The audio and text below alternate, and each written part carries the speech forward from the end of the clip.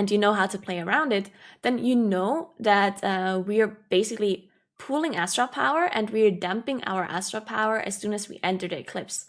Now, this legendary just enforces this playstyle even more. So it doesn't necessarily change our playstyle.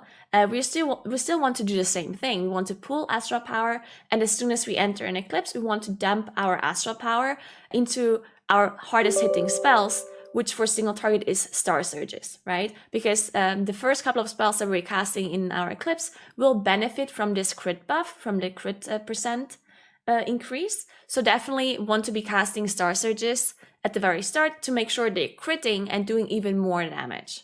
All in all, this legendary doesn't actually change our playstyle that much at all, but it just enforces our playstyle more, and it means if you make mistakes with our rotation, then you just lose even more damage if you play this legendary. So you definitely want to make sure you're familiar with this playstyle of pooling and then dumping astral power as soon as you enter your eclipse. It just takes a little bit of getting used to because you need to get a feeling of how much astral power you want to be spending inside an eclipse and when you want to start pooling for the next eclipse.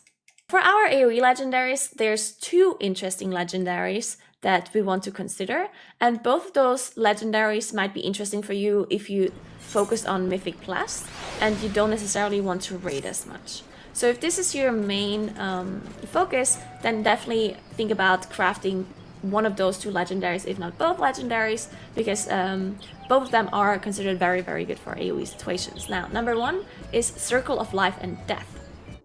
Now, this legendary seems to be our best AoE legendary for most covenants. As you can see, there's some covenants that actually have another legendary ranked higher, so Pulsar